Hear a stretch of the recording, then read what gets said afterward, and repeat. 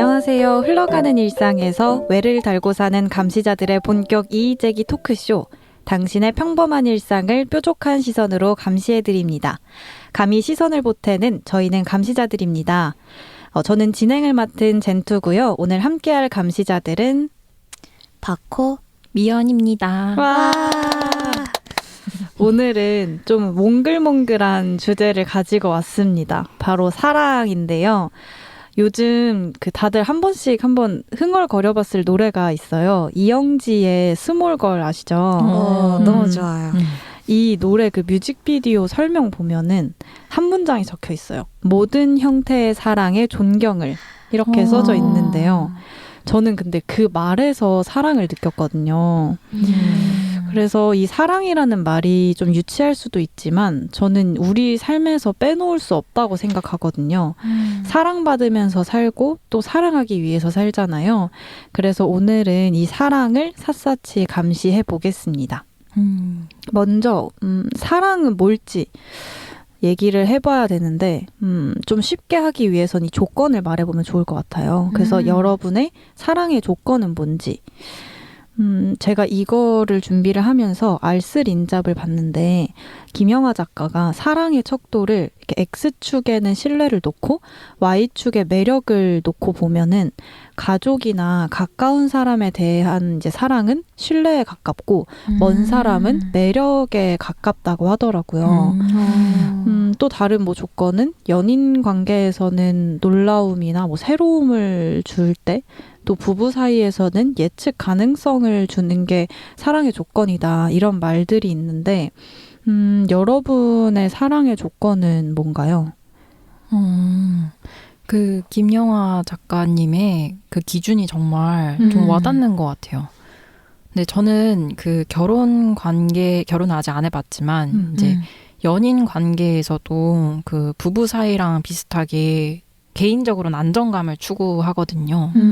그래서 너무 예측 불가능하고 통통 튀는 사람보다는 저한테 되게 뻔한 미래가 되어줄 수 있는 사람을 골랐던 것 같아요. 너무 좋은 말이다. 뻔한 미래. 뻔한 미래. 그래서 좀 이 질문을 보고 좀 생각을 해봤는데 저는 개인적으로 누군가를 이해할 수 있을 때 그 사랑이 자라는 것 같았거든요. 근데 이 이해가 좀 되게 주관적이잖아요. 사실 저는 이해한다고 생각을 해도 그 사람은 아닐 수도 있는 거니까. 그래서 기본적으로는 결이 비슷해야 예를 들어 제가 사회적인 민감도가 높다 하면 상대방도 그렇고 이런 결이 비슷해야 이해를 할 수 있는 확률도 높아지고 사랑에 빠질 수 있는 좀 환경적인 조건이 마련되지 않을까? 이런 생각이 들었었던 것 같아요. 저도 미연이랑 비슷한데 제가 생각하는 제 사랑의 기초도 이해거든요. 그래서 저는 이해가 돼야 사랑할 수 있기도 하고 또 반대로는 사랑하면은 이해하고 싶어지기도 하는 것 같아요. 그래서 제가 직관적으로는 엄마의 행동을, 할머니의 말을 바로 이해할 수는 없지만 사랑하니까 이해하려고 노력하게 되는 것도 있는 것 같고 또 이건 약간 좀 냉소적으로 들릴 수 있겠지만 제가 원래는 굉장히 세상의 모든 것들을 사랑하던 그런 해맑은 사람이었다가 좀 속속들이 알게 되면서 왜 이 모양 이 꼴로 시스템이 만들어졌지? 이해를 하지 못하게 되는 그때부터 사랑하지 못하게 된 것 같아요. 젠투는 어때요?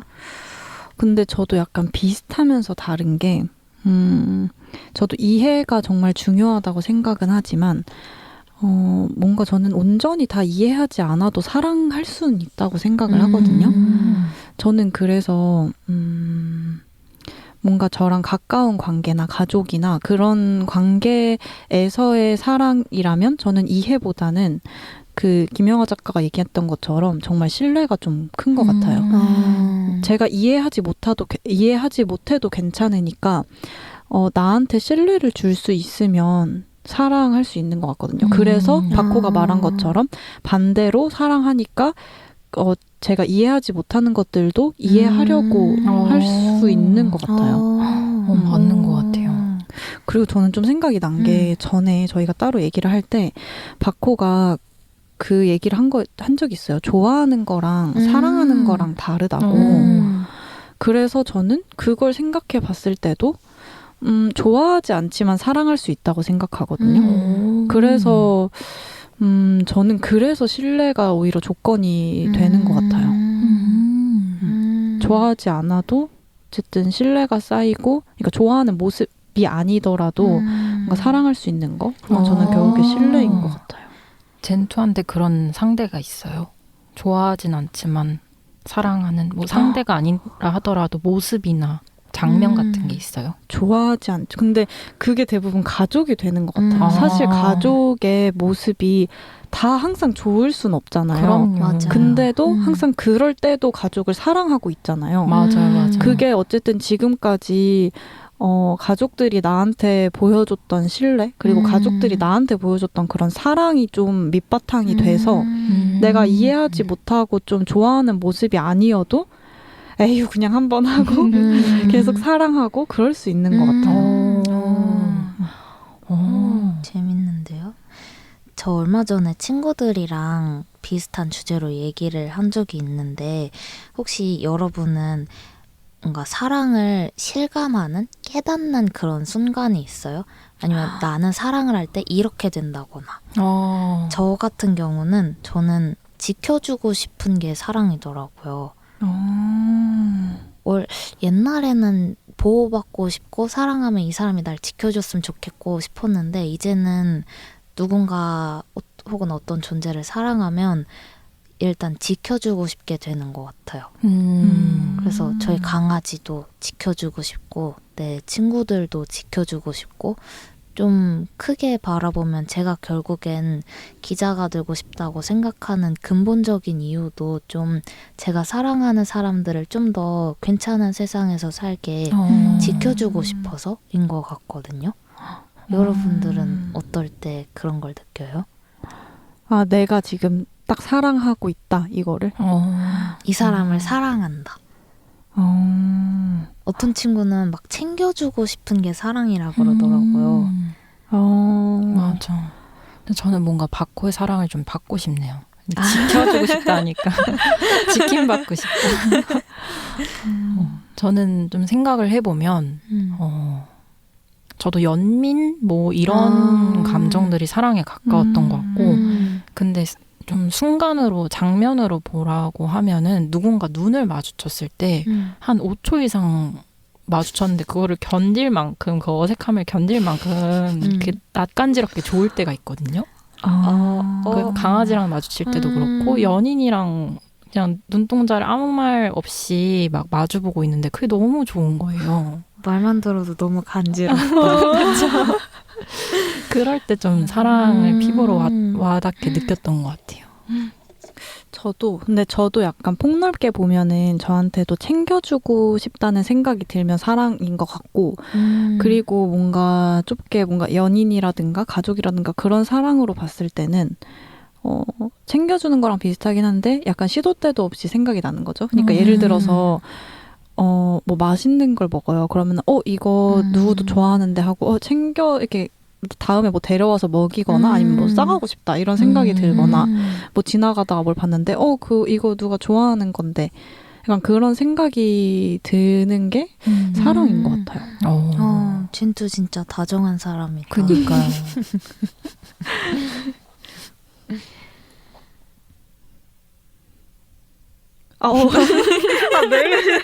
할 말을 잃었네요. 약간 칭찬에 약해가지고. 그래서 근데 저희가 생각보다 구체적으로 사랑이 뭔지를 좀 얘기를 해봤는데, 근데 우리가 이렇게 얘기를 하면서도 느낀 게 이 누군가를 사랑하는 모습을 보면은 그 사람을 알 수 있다고 하잖아요. 그래서 내가 사랑하는 사람은 어떤 사람인지를 얘기를 해볼 건데요. 저부터 얘기를 해보자면 저는 좀 묵묵한 포수 같은 사람을 좋아하거든요. 이렇게 한눈에 진짜 화려하고 눈에 띄는 사람이 아니라 약간 묵묵하게 할 일을 잘하는 사람을 좋아하는 것 같아요. 그래서 제가 한때 정말 케이팝에 미쳐 있었는데 그때를 다 돌이켜 보면 항상 제가 좋아했던 그 아이돌이나 멤버들은 다 뭔가 사람들이 걔 하고 아는 사람이 절대 아니었어요. 이게 한눈에 눈에 띄는 게 아니라 뒤에서 묵묵하게 항상 할 일을 잘하고 또 신념이 있고 꾸준히 성실하게 노력하는 사람들, 그런 사람들의 그런 모습을 좀 사랑하는 것 같아요. 진짜 젠투답다. 맞아요. 방금 한 그 말이 진짜인 것 같아요. 누구를 사랑하는지를 보면 어떤 사람인지 알 수 있다고. 사랑하면 닮는다고 방금 젠투가 자기소개하는 줄 알았어요. 아, 그래요? 저도요, 진짜. 그렇구나. 진짜네요, 이 말이. 그러니까요. 미호는 어때요? 저는 뭔가 열정이 있거나 뭔가 얘기할 때 눈이 막 반짝반짝거리면 뭐야 왜 이렇게 사랑스러워 이렇게 생각을 하거든요. 그래서 이 팟캐스트 올 때마다 아유 왜 이렇게 사랑스러운 사람들이 이런 생각을 많이 하는 것 같아요. 근데 또 한편으로는 얘기하다 보니까 저랑 반대되는 사람을 볼 때 되게 매력적이다 이렇게 느낀 적도 많았거든요. 저는 좀 충동적인 거 좋아하고 어릴 때 막 자극 좋아하고 뭔가 빠르게 몰입할 수 있는 거 좋아하고 그런 사람이었는데 그거 말고 되게 그냥 매일 루틴을 지키고 계획을 잘 짜고 이런 사람들 보면 너무 신기하고 너무 사랑스럽다 이런 생각을 했었던 것 같아요. 그래서 그 추구미가 진짜 사랑인가 봐요. 이제 알았네요. 진짜로. 저는 전 좀 다정한 시선을 가진 사람이 되게 사랑스럽게 느껴지는 것 같아요. 그래서 그런 맥락에서 저는 방금 미연이 해준 말 들으면서 저는 오히려 미연이 되게 이 사람 참 사랑스럽다, 좀 본받고 싶다 이런 생각이 들기도 했거든요. 약간 근데 그런 게 진짜 어른스러운 것 같아요. 누군가를 사랑스럽게 봐줄 수 있고 다정한 시선을 던질 줄 아는 거. 제가 그래서 제가 제일 좋아하는 작가가 정세랑 작가고 영화 감독 중엔 웨스 앤더슨을 좋아하는데 그 둘이 좀 비슷한 이유로 좋은 이유가 그 사람들은 세상이 아름다워서 사랑하는 게 아니라 여기가 얼마나 더럽고 별로인 곳인지를 알면서도 그럼에도 불구하고 사랑할 줄 아는 사람들이라서 그 점을 되게 닮고 싶더라고요. 그게 진짜 어른의 모습 같기도 하고 그래서 그런 게 전 좀 사랑스러운 것 같아요. 누굴 그렇게 봐줄 수 있는 거. 방금 바꿔 한 말도 바꿔 얘기해. 맞아요. 다 자기 소개하는 것 같아요. 너무 신기하다. 근데 그리고 우리가 약간 중간중간 얘기했던 것처럼 또 이게 자기소개 같기도 하고 우리 서로 약간 그런 조건을 가지고 있는 것 같아요. 왜냐면 박호가 미연 보면서 그런 모습 말하는 게 사랑스럽다라고 했잖아요. 근데 저도 그렇고 저는 박호가 자기소개 같은 이런 말을 하는 것도 너무 웃겨. 와, 이 사람 사랑둥이네 이런 생각이 든단 말이에요. 근데 이게 자기 얘기할 때는 잘 모르잖아요. 자기가 그런 사람인지. 근데 저는 박호랑 젠투 보면서 딱, 왜 자기 얘기하지? 약간 그 말이, 그 생각이 딱 들었거든요. 너무 신기하네요. 이게 정말, 진리네요. 그럼 누군가를 사랑하는 모습이 나를 알 수 있는 모습. 진짜 진리네요. 그러면은 이제 이 사랑이 근데 대상이 있잖아요. 사랑하면은 근데 보통 많이 떠올리는 게 우리 가족, 애인, 친구를 떠올리는데요. 근데 저는 이 각각의 형태도 좀 다른 것 같아요. 뭐 예를 들어 가족한테는 가족한테보다 애인한테 더 솔직한 얘기를 할 수 있기도 하고 약간 그런 식으로. 그리고 뭐 그런 거 있잖아요. 진짜 전래동화처럼 내려오는 밸런스 게임, 우정 대 사랑. 이걸 고르는 것도 사실 이 각각의 대상을 사랑하는 형태가 다르기 때문이라고 생각을 하거든요.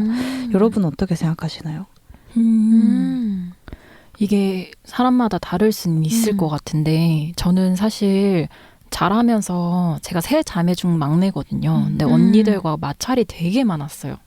이제 다 자라고 보니까 우리 셋 다 너무 다른 사람이고 그래서 그 다름에서 마찰이 생겼다는 게 보이는데 성장 과정 중에서는 좀 상처를 많이 받았거든요.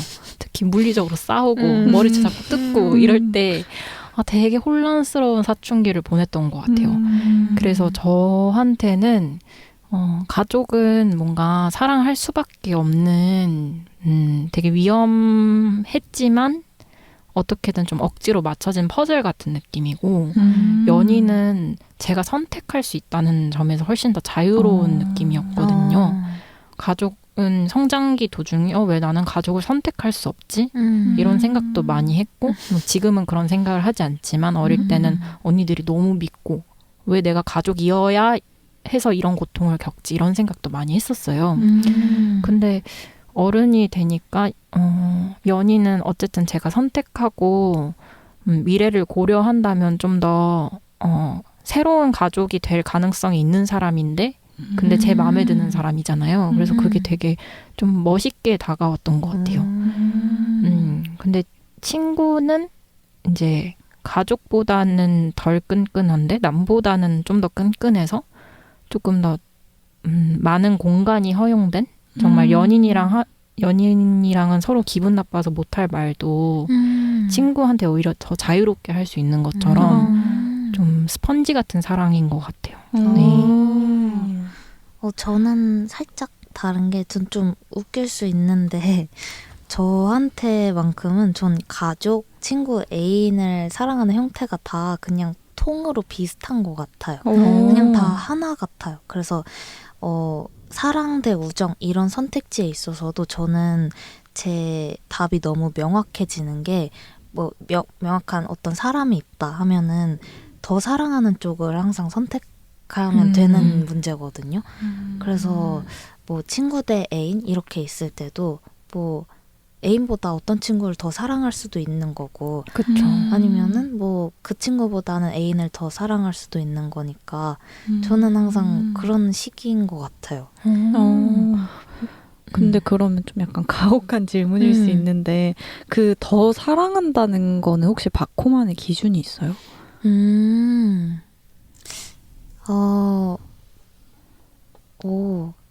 저는 이게 좀 어려운 것 같아요. 만약에 이게 같은 형태일 때 더 사랑한다는 게 그냥 진짜 본능적으로 끌리는 걸로만 설명이 되는 건가 싶거든요.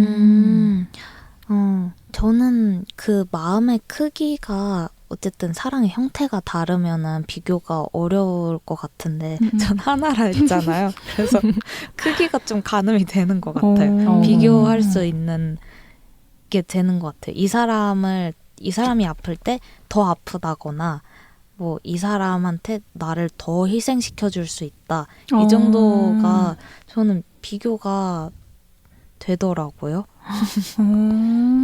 저 뭔가 바코 얘기 들으면서 바코의 사랑 방식이 되게 건강하다고 생각했거든요. 왜냐면 저는 가족한테 있는 결핍이 있으니까 그걸 연인한테 채우려고 하는 경향이 있단 말이에요. 그리고 그 다들 자신만의 애착 유형을 잘 아실 것 같은데 저는 20대 초반에 불안형 쪽에 가까웠고 그게 학교에서 상담하면서 부모님과의 애착 관계에서 좀 더 많은 표현을 원했기 때문에 그렇게 됐다는 거를 알게 됐단 말이에요. 근데 바코는 뭔가 그게 다 충족이 됐고 그래서 좀 굳이 구분하지 않는 거 아닌가? 이런 생각이 들었어요. 결핍된 사랑을 다른 사람한테서 찾는 게 아니라 다 각자의 사랑이 있는 거지 이렇게 생각하는 것 같아서 그런가요?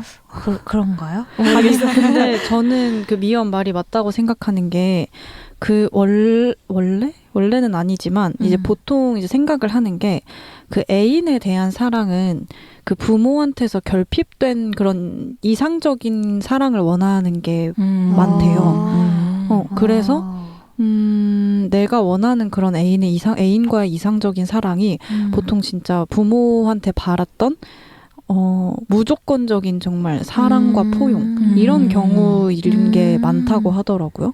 그래서 저는 형태가 다르다고 생각을 했어요. 근데 미연이 이해한 거는 이제 바코는 이제 형태가 다 같다라고 생각을 하는 거는 어느 한 관계에서의 사랑도 약간 모난 곳 없이 맞아. 다 같이 뭔가 둥글게 사랑할 수 있는 좀 건강한 형태인 것 같아요. 맞아요. 그렇게 생각해줘서 너무 고마운데 저는 그냥 잘 모르겠어요. 제가 생각하기로는 그냥 별 생각이 없어서 그런 것 같기도 하고 저는 애인한테서 뭔가 부모님으로 받지 못한 결핍보다 저한테 없는 결핍을 찾는 것 같기는 해요. 그러니까 인간은 누구한테나 자기한테 없는 걸 욕망하잖아요. 그래서 외적으로도 뭔가 반대가 끌린다기보단 그런 것 같거든요.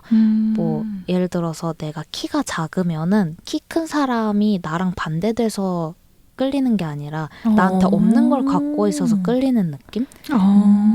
저도 그런 게 있어요. 뭐 이런 말 좀 웃긴데 전 예를 들어서 너무 웃긴 말이라 안 해야겠다. 왜요? 벌써 재밌단 말이 해주세요. 자체 편집하고 해주세요. 자체 편집하고 하자면은 예를 들어서 저는 제 골격 자체가 그 하체 골격이 작아서 저 엉덩이가 작거든요.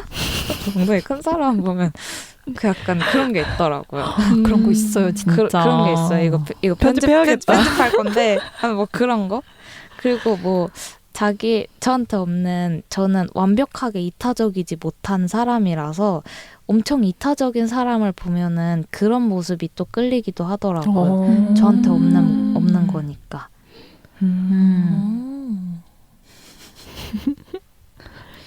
젠투는 어때요?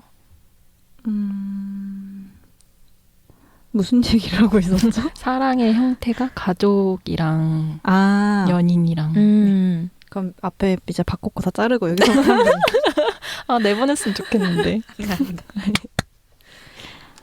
저는 근데 저도 미연이 말한 것처럼 약간 애인한테서 좀 더 이상적인 그런 부모의 사랑을 바라는 건 맞는 것 같아요. 근데 사실 저는 생각하기에 부모님한테 뭔가 사랑을 결핍이 있었다고는 생각을 안 하거든요. 근데 이제 이게 바코랑 미연 말을 들으면서 생각을 한 거는 이런 애착 유형이나 사랑의 형태도 어느 정도 좀 기질적인 부분이 있는 것 같아요.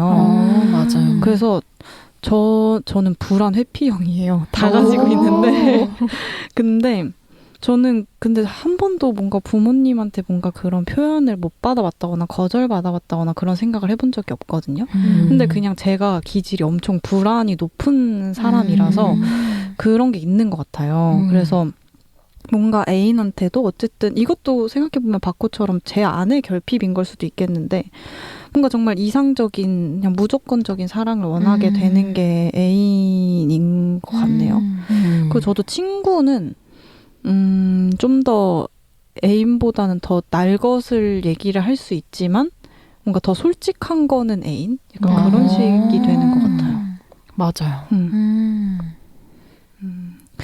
이렇게 얘기를 하다 보면은 이게 사실 사랑에는 저는 이별의 순간도 반드시 찾아오는 것 같거든요.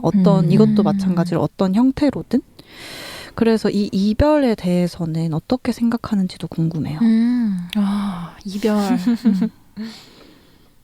이게 사실 제가 이 질문을 하고 싶었던 게 바코랑 이 사랑에 대해서 얘기를 하다가 그 이별하면은 왜 힘든가에 대해서 얘기를 했거든요. 근데 이 이유를 정말 모르겠더라고요. 맞아요. 그래서 제가 정말 며칠 동안 생각을 하고 알고리즘도 제 고민을 알고 띄워준 결과 제가 계속 얘기했던 것처럼 어떻게 보면 애인과의 사랑이 부모 자식 간의 사랑과 같아서 헤어지면은 부모를 잃은 것과 같다라고 느끼는 거죠. 맞아요. 그래서 힘들다라는 게 이별인 것 같아요. 근데 또 뭐 다른 이별도 있으니까 미연은 어떻게 생각해요? 이별에 대해서? 그 이별이 여기서는 연인 간의 헤어짐으로 얘기했던 거죠. 네. 그 주제에 한해서 얘기하면 저도 뭔가 젠투 얘기대로 연인한테 부모님과의 관계를 좀 투사했던 것 같거든요. 그래서 21살에 성인 돼서 첫 남자친구를 사귀었는데 되게 짧게 사귀고 헤어졌는데 제가 펑펑 울면서 붙잡았어요. 너무 헤어지고 싶지 않고 우리 관계가 불완전하고 모난 건 알지만 이 사람을 떼어내는 게 너무 출혈처럼 느껴지는 거예요. 그래서 한 달 동안 시금전폐했거든요. 근데 지금 되돌려 생각해보면 그만큼 제가 그 사람을 너무 저라고 여기고 동일시했기 때문에 그 사람의 의사를 존중하지 못했던 것 같아요. 그래서 그게 좀 반성되는 부분이었는데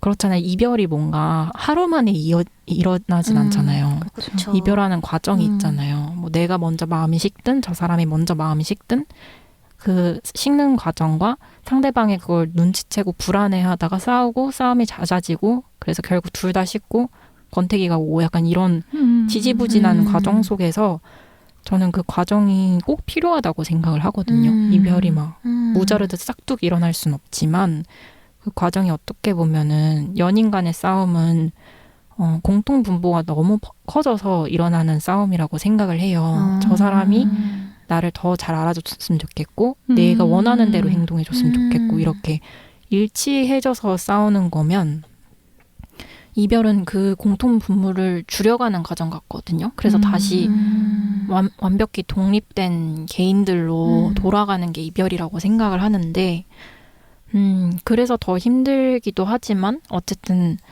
함께 하는 게 고통이라면 상대방과 나를 분리하는 게 행복일 텐데 이 분리하는 과정에서 가장 소중한 건 나다. 이거를 좀 잘 기억하는 게 좋은 것 같아요. 그리고 사실 그 이별은 필연적이잖아요. 어쨌든 그 엔트로피적으로 생각해도 모든 사랑에는 어쨌든 끝이 있고 그 님의 침묵에서도 그 말 나오잖아. 만남이 있으면 헤어짐도 있다고. 그런 면에서 저는 사실 모든 이별은 또 좋은 이별이라고 생각을 하거든요. 왜 그 사람이 누군가를 만나게 되는 이유가 다들 분명히 있잖아요. 좋아지는 이유가. 그런 것처럼 헤어질 때도 헤어져야만 하는 이유가 있기 때문에 헤어지는 건데 그런 문제들을 안고 계속 만나는 게 오히려 안 건강한 게 아닌가 싶어서 그 이별하는 순간이 오면은 이별을 하는 게 무조건 정답이고 그게 무조건 좋은 방향이라고 저는 생각을 해요. 잘 헤어지는 게 진짜 어른스러운 방식이다. 이게 정말 어쨌든 사랑이라는 게 나와 누군가를 동일시하는 것과도 같아서 그런 것 같다는 생각이 듭니다. 저 좀 궁금한 게 있는데 사실 저는 그 연인 간의 이별은 지금까지 해왔고 경험을 해서 좀 능숙한 편이라고 생각을 하거든요. 근데 저는 사실 사별을 작년에 처음 해봤어요. 이제 할아버지가 돌아가셔가지고 사별을 처음 해봤는데 그 전에 이제 삼촌과도 이별한 경험이 있긴 하지만 그때는 제가 죽음이라는 개념을 아예 몰랐어요. 그래서 울지도 못했는데 이게 연인 간의 이별보다 훨씬 더 잘 이별하는 게 너무 어렵더라고요. 그래서 할아버지가 병원에 쓰러지시고 입원해 계시는 일주일 동안 어떻게 하면은 이 시간을 좀 잘 밀도 있게 안녕이라고 얘기할 수 있는 시간으로 보낼 수 있을까 이런 고민을 많이 했던 것 같아요. 그래서 여러분들은 혹시 뭐 그런 경험이 있었는지 아니면 다른 이별의 형태를 마주한 적이 있었는지 좀 궁금했어요. 또 저희 집 강아지가 노견이에요. 그래서 이제 저희 집 강아지가 14살이어서 아마 20살 되기 전에는 이런 순간을 또 맞이할 것 같은데 요즘 저는 그래서 이별하면은 이제 연인 간 헤어짐보다는 사별이 좀 더 자주 떠오르더라고요. 와, 근데 이거 정말 어려운 것 같아요. 근데 아직은 저도 정말 가까운 사람이 가까운 사람과 그렇게 이별을 한 경험이 없거든요.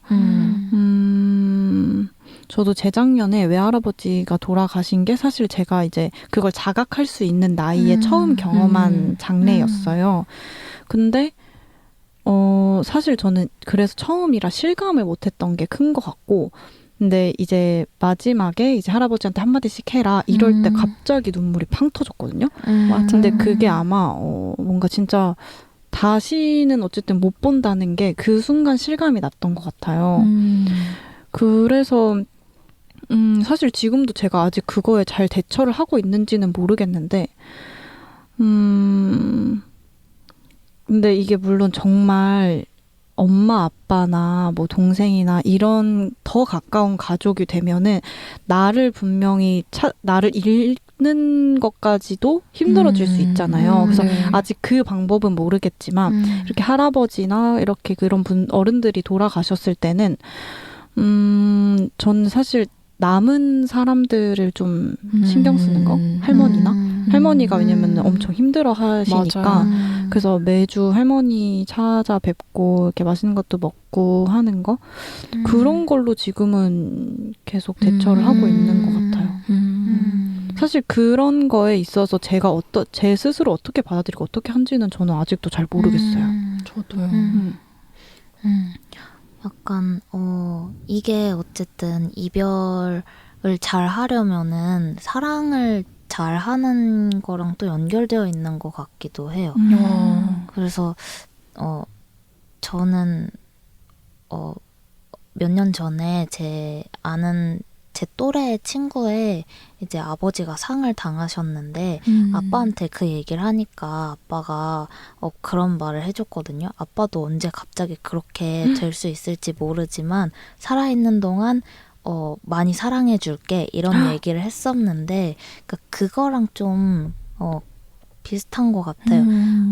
같이 있는 동안 많이 사랑하고 후회 없이 사랑하는 게 사실 어렵지만 후회 어떻게든 덜 남기기 위해서 잘 사랑하면서 지내는 게 최선이지 않을까. 어쨌든 이별은 우리가 마주할 수밖에 없는 필연적인 일이니까요. 그래서 저도 어렸을 때 저희 친할머니가 되게 어릴 때 돌아가셨는데 오랫동안 아프셨어요. 근데 어린 마음에 저는 그런 생각을 했던 것 같아요. 할머니랑 가까이 살아서 자주 만나고 막 할머니한테 잔소리도 많이 듣고 그러면은 짜증이 날 때도 있잖아요. 근데 왜 그랬는지 모르겠는데 지금 내가 짜증내면은 분명히 후회할 것 같다는 생각이 드는 거예요. 그래서 어릴 때도 안 그러고 일부러 할머니한테 좀 더 애교 있게 굴고 그랬던 기억이 있거든요. 그런 마음으로 좀 살아가는 거? 결국에는 이별도 사랑을 잘 하는 거에 달려있네요. 그러면은 사실 사랑의 대상에는 나도 있어요. 그래서 나를 사랑한다는 거에 대해서도 얘기를 해볼 건데요. 저는 사실 나를 사랑하는 게 가장 중요한 대상이라고 생각을 했어요. 뭐 앞에서 우리가 얘기했던 것처럼 우리가 타인을 사랑하는 점들을 떠올려 봤을 때 나의 솔직한 모습을 알고 나는 나의 이런 모습을 사랑하는구나 라고 할 수도 있을 것 같은데 여러분은 자기 자신을 사랑하고 있는지 또 어떤 모습을 사랑하는지 궁금해요. 이게 사랑도 연습이 필요하잖아요. 근데 저는 타인을 사랑하는 건 너무 많이 연습해서 이제 좀 능숙한 것 같은데 저를 사랑하는 거는 배워본 적도 없고 연습하는데도 너무 오랜 시간이 걸리니까 아직도 연습 단계에 있는 것 같거든요. 저는 다른 사람을 볼 때 다른 사람의 장점을 좀 기가 막히게 찾아내는 게 제 재주라고 생각하는데 그만큼 저 스스로의 장점은 잘 찾아내지 못해요. 그래서 좀 기가 죽어 있을 때도 많고 다른 사람들한테 뭐 이런 불안을 털어놓으면 왜 너는 너의 이런 면을 발견해주지 못해 이런 말을 들을 때도 있거든요. 근데 저는 그래서 제가 스스로를 사랑하는데 되게 익숙하지 못하고 좀 연습이 필요한 사람이라고 생각을 하는데 제가 그 학교에서 상담을 할 때 상담 선생님이 그런 얘기를 하시더라고요. 객관적이라는 말에 포함된 거는 단점만 잘 보는 게 아니라 장점도 같이 잘 봐야 객관적이 성립되는 거래요. 근데 저는 제가 저 스스로의 단점을 잘 보는 게 객관적인 거라고 생각을 했는데 알고 보니까 전혀 객관적이지 못했던 거죠. 네, 그래서 우리가 아까 뭐 타인 스스로를 객관화하거나 스스로를 타인처럼 볼 수 있어야 된다 이런 얘기도 했던 것 같은데 나를 분리해서 바라보면서 좀 연민의 감정을 느낄 수 있어야 진짜 스스로를 사랑하게 되는 것 같아요. 근데 스스로를 연민하는 거 이것도 저한테는 좀 어려운 감정. 근데 이게 진짜 어렵죠. 사실 스스로를 사랑하는 게 진짜 어려운 것 같아요. 맞아요. 약간 저희는 누군가를 바라볼 때 한 가지 장점만 있어도 되게 사랑스럽다고 보면서 우리한테는 많은 것에 다 장점이 있길 바라잖아요. 맞아요. 그러니까 예를 들어서 누군가가 사랑스러운 이유는 사실 성실한 모습이 사랑스러울 수도 있고 누구는 착해서 사랑스러울 수도 있는데 나한테는 성실해야 되고 착해야 되고 그 모든 걸 다 해야지만 내가 사랑스럽다고 느끼는 것 같아요. 그게 이제 그리고 또 저희는 자기에 대한 기준이 높은 사람들이라서 또 그렇게 되는 것 같은데 그냥 그 여러 이유 중에 딱 하나만큼은 스스로를 인정해 줄 수 있으면 좋을 것 같아요. 예를 들어서 네. 저 같은 경우는 저는 저의 유머 감각을 굉장히 높게 쳐주거든요. 진짜 웃겨요. 그래서 저는 그 유머 감각은 사실 좀 주관적이잖아요. 제 기준에서 전 제가 세상에서 제일 웃겨요. 저 기분 안 좋을 때 거울 봐요. 거울 보면 너무 웃겨. 너무 웃겨. 웃기잖아. 이러고 좀 웃고 말아요. 와 진짜 좋다. 진짜 좋다. 약간 그리고 제가 치는 개그가 저한텐 제일 웃기고 그런 것에 있어서 인정을 해주니까 뭐 사실 다른 면에 마음에 안 드는 점 너무 많은데 그런 거 하나만큼은 그냥 갖고 살아요. 근데 이렇게 본인을 얘기하는 모습이 사랑스럽지 않아요? 진짜요. 아니 그리고 저는 이걸 들으면서 미연에 대해서 생각을 하게 된 게 이 미연의 블로그를 보거나 평소에 얘기를 하거나 오늘 얘기하는 걸 들었을 때 이렇게 계속 본인에 대해서 생각을 하고 노력을 하는 것 자체가 저는 이거 아무나 할 수 있는 게 아니라고 생각하거든요. 그래서 이게 오히려 미연의 장점이고 그렇게 계속 고민하고 이렇게 노력을 하잖아요. 그거를 사랑하고 있다라는 생각도 들어요. 저는 어쨌든 미연이 계속 그렇게 하고 있으니까. 그게 사실은 사랑하는 방식일 수도. 그런 것 같다는 생각이 들었어요. 제가 지금 오은영 박사님을 진짜로. 그리고 사실 그 미연이 아까 자기 연민 갖지 못한다고 했는데 저는 사실 끊임없이 자기 자신에 대해 의심하고 검열하는 사람이 매력적이라고 느끼거든요. 그러지 못하면은 그 젠투가 요즘에 물고기는 존재하지 않는다 읽고 있다고 했는데 그렇게 되지 못하는 사람이 이제 데이비드 스타 조던처럼 자기 기만으로 가득 네, 찬 그래서 대단한 실수를 하게 되는 거라고 저는 생각을 해요. 맞아요. 그런 것 같아요. 근데 저는 그 박호가 얘기했던 그 사랑스러운 이유가 여러 가지 있는데 나는 이제 나 스스로에서는 하나만 인정해줘도 된다 이런 말에 좀 용기를 얻은 게 맞아. 저는 이 점을 난 내 어떤 모습을 사랑하지? 라고 생각을 하는데 자신이 없어지는 거예요. 뭔가 난 좀 너무 계산적일 때도 있고 좀 실질지 못할 때도 있고 하고 있었는데 그냥 맞아 하나 그냥 굳이 생각하자면 저는 제가 뭔가 똑부러지게 얘기를 해서 해결할 때가 되게 좋아요. 저는 그런 제 모습에 찢었다. 귀여워. 그러거든요. 그래서 뭔가 합리적인 결과를 딱 얻어냈어. 찢었다. 이렇게 한단 말이에요. 그래서 뭔가 이 바코 말처럼 그냥 진짜 하나만이라도 나를 인정해 주면은 갑자기 내가 너무 사랑스러워 보이고 그럴 수 있겠다는 생각이 들더라고요. 최근에 찢었던 경험 있어요. 너무 합리적으로. 최근에? 아, 근데 이거 사실 최근은 아닌데요. 이게 바코한테는 얘기를 한 적이 있는데 그 제가 작년에 이제 강릉에 친구랑 여행을 갔다가 그 렌트카로 정말 작은 접촉사고가 났어요. 그냥 이게 주차하다가 꽁 했는데 처음이고 렌트카고 너무 당황해서 그쵸.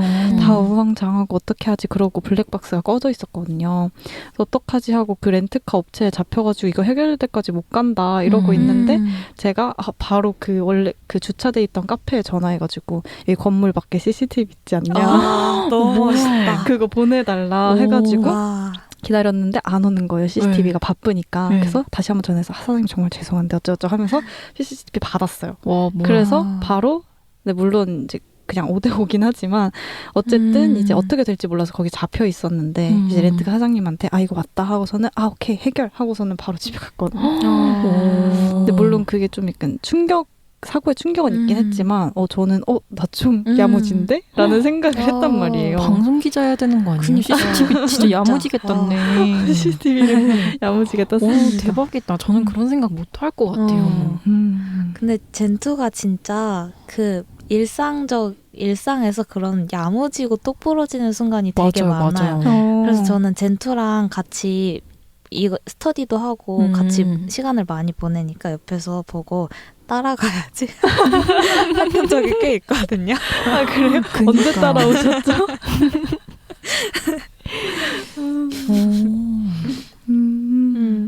맞아요. 근데 이게 사실 정말 우리가 인정하지 못하고 있을 뿐이지 스스로 좋다고 생각하는 모습은 분명히 있을 거란 말이에요. 그래서 저는 우리가 좀 마지막으로 나를 사랑하는 법에 대해서도 얘기를 해보면 좋을 것 같다는 생각을 했어요. 이게 그 과거의 나도 타인이라고 하더라고요. 그래서 약간 우리 흑역사 생각하면서 이불킥하고 하는 게 타인 보듯이 걔 왜 그랬지? 이렇게 하는 거더라고요. 근데 그 인사이드 아웃 2 다 보셨나요? 봤어요. 봤어요? 못 봤어요? 이거 약간 스포인데 얘기를 할까요? 최대한 덜 스포가 되는 선에서. 근데 어쨌든 그냥 결론은 사실 다 알다시피 나의 모든 모습을 인정을 하는 거예요. 그래서 뭐 막 라일리의 그 신념이 막 자라나는데 여러 가지가 막 이렇게 혼란스럽단 말이에요. 나는 좋은 사람이었다가 난 안 좋은 사람이었다가 난 자신이 없는 사람이었다가. 근데 어쨌든 그걸 다 인정하고 그게 다 그 라일리를 이루는 거였어요. 그래서 그런 것처럼 제가 생각하는 나를 사랑하는 법은 사실 그냥 정답이지만 그냥 그것도 나구나 하고 인정하는 거인 것 같아요. 이게 사실 사랑은 좋은 순간만 있는 게 아니잖아요. 그래서 사랑은 항상 정말 예쁘고 좋고 이런 것만 있는 게 아니기 때문에 그냥 모든 걸 인정하고 그런 게 나를 사랑하는 거다라는 생각이 저는 이 영화를 보면서 들었어요. 맞아요. 여러분은 혹시 뭐 나를 사랑하는 방법에 대해서 생각해 보신 적 있나요?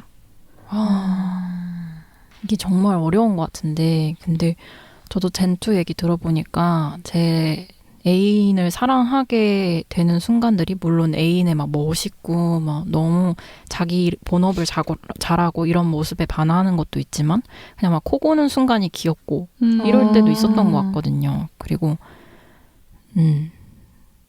부족한 모습을 포용하는 거 그거 참 어려운 것 같은데 그 인사이드 아웃 2는 그 모든 게 자신이었음을 인정하면서 끝이 나잖아요. 근데 저는 반대로 불교를 되게 좋아하는데 불교의 교리가 나라는 개념은 확정적이지 않고 아까 젠투가 얘기했듯 과거의 나는 타인이고 사실 그럼 지금도 언젠간 타인으로 변할 순간인 거잖아요. 그래서 사실 나를 이루는 개념은 내가 선택한 결과라고 생각을 해요. 과거에 되게 많은 일이 있었는데 그중에서 좀 특정한 부분을 선택해서 편집해서 기억한 게 나를 이루는 결과라고 생각을 하거든요. 그러면 어쨌든 조작이 담겨져 있는 건데 그럼 그 조작을 가하지 않은 상태에 나는 무엇이었을까? 뭐 이런 걸 상상해 보는 거? 이런 것도 저는 좀 되게 다양한 방면의 나를 받아들이는 데 도움이 되는 것 같고요. 뭐 예를 들어서 저는 MBTI 검사가 사실 스스로 바라보는 스스로의 모습이잖아요. 그래서 저는 제가 계획적이지 않을 거라고 생각을 하고 그런 질문이 있으면 그런 종류의 대답만 하거든요. 근데 막상 타인이 바라보는 저는 되게 제의스럽다고 얘기해 줄 때도 많았고 그런 걸 보면은 뭔가 하나의 답을 갖고 자아를 바라보는 게 좀 위험한 것 같긴 해요. 맞는 것 같아요, 정말. 와, 근데 그 불교 얘기 너무 너무 좋다. 그쵸. 네. 저 잘 모르긴 하지만 그런 거 있죠. 막 니체 쉽게 읽기 이런 것처럼 불교 쉽게 접하기 이런 거 보면 좀 위로가 될 때가 많더라고요.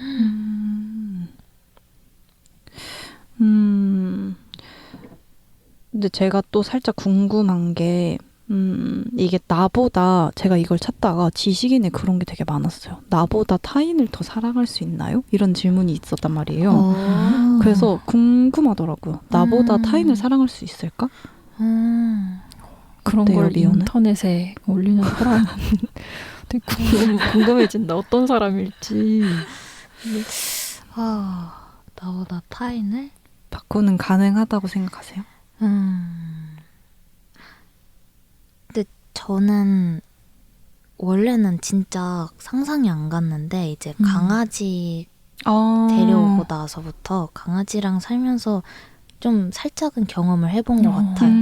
원래는 강아지 데려와서 너무 좋다고 하면은 주변에서 다 그렇게 물어봤거든요. 아, 걔가 너를 조건 없이 사랑해줘서 그게 너무 좋지? 이렇게 말하는데 그거보다 저는 내가 내가 아닌 다른 존재를 이렇게 사랑할 수 있는 그 경험에서 배우는 게 되게 있더라고요. 그러니까 내가 원래는 엄청 이타적으로 태어나지 않았는데도 이렇게 이 강아지를 위해서 피곤한데도 내 몸을 이끌고 산책을 나가고 뭐 얘 간식을 만들어주고 얘를 이렇게 돌봐주고 씻겨주고 하는 것에 내 희생이 조금 더 아깝지 않다고 느낄 때 그런 것에 있어서 막 배우기도 하는 것 같아서 강아지밖에 아직 경험을 안 해봤지만 조금 더 사랑할 수 있지 않을까요? 뭔가 근데 제가 아까 말한 지켜주고 싶은 게 사랑이라고 한 만큼 제가 진짜 지켜주고 싶은 대상이 생기면은 그렇게 될 것 같아요. 미연은 어떻게 생각해요? 저도 그 바꾸가 강아지 얘기한 거 들으면서 좀 생각이 난 게 뭐든 제 손때가 묻으면 사랑하게 되는 것 같거든요. 저는 저희 집에 반려식물들이 좀 많은데 이제 어디 멀리 가게 되면 항상 애들 말라 죽는 거 아니야 막 이런 생각도 좀 들고 제 집이 제 손때가 가장 많이 묻어있는 공간이니까 애착이 너무 많이 가고 그런단 말이에요. 그거를 사실 저는 제 인생 계획에 출산이 포함이 되어 있었어요. 요새는 잘 모르겠지만 아무튼 근데 출산이 포함되어 있을 때 제 생각은 무엇이었냐면 저는 그 모성애가 필연적이라기보다는 혹은 선천적이라기보다는 만들어진 거라고 생각을 해요. 그리고 모성애와 부성애가 차이가 나는 건 이제 잉태하는 10개월을 얼마나 더 좀 생동감 있게 받아들이냐의 차이일 뿐 큰 차이는 없다고 생각을 하거든요. 같은 의미에서 출산을 하고 싶었던 것도 저의 돌봄을 필요로 하는 존재가 제 앞에 있고 제가 그 존재를 계속 돌볼 때 뭔가 저보다 타인을 사랑하게 되는 순간에 맞아 할 것 같더라고요. 저희 부모님이 저를 좀 아낌없이 사랑해 주시는데 나도 누군가를 아낌없이 사랑할 수 있으면 나도 되게 큰 사람이 될 수 있겠다. 이런 생각 때문에 출산이 제 인생 계획에 있었었어요. 그래서 가능은 하다고 생각하는데 지금까지는 막 타인을 더 사랑한다 이러기보다는 좀 동급으로 사랑했다 이런 정도였던 것 같아요. 네. 젠투는 어때요? 근데 저도 미연이랑 생각이 비슷한 게, 부모의 사랑이 그런 나보다 타인을 더 사랑하는 그런 경우라고 생각을 하거든요. 저는 저 같은 경우는 저도 바코처럼 아직은 강아지한테만 느낄 수 있는 제가 정말 소비를 안 하는 편인데 밖에 나가면은 맨날 비싼 강아지 옷 막 사오고 그러면 엄마가 맨날 아유 맞아 네 거나 사지 이러는데 그런 것처럼 저도 어쨌든 아이를 낳아서 키우는 거 그게 정말 타인을 사랑하는 그런 경험 그 형태라고 생각을 합니다. 제가 네. 몇 달 전에 엄마한테 엄마 나 어릴 때랑 똑같이 사랑해? 이렇게 물어본 적이 있거든요. 네. 근데 저희 엄마가 진짜 좀 솔직한 편이라 어릴 때만큼은 아니라는 거예요. 그래서 내심 살짝 상처받았지만 아닌 척 아 그래? 이랬더니 엄마가 왜냐면 네가 어릴 때는 네 세상이 전부가 엄마였잖아 이러는 거예요. 근데 그게 이제 그 아까 미연이랑 젠투가 말해준 것처럼 나를 진짜 필요로 하는 어떤 존재가 있고 걔한테 아낌없이 퍼주게 될 때 내 사랑도 더 커지는 것 같아요. 근데 이제 다 컸으니까 그때만큼은 아닐 수 있겠죠. 근데 부모님이 정말 진리 같은 말씀을 많이 하시네요. 통찰력이. 근데 정말 마지막으로 제가 이렇게 우리가 얘기한 것처럼 타인을 사랑하면서 희생하고 헌신할 수도 있지만 사실 요즘에는 좀 그런 사랑을 하기가 참 힘들어진 것 같아요. 좀 사랑보다는 뭔가 전 세계적으로 전쟁도 일어나고 뭐 젠더 갈등이니 세대 갈등이니 온갖 양극화가 좀 심해지고 있는데요.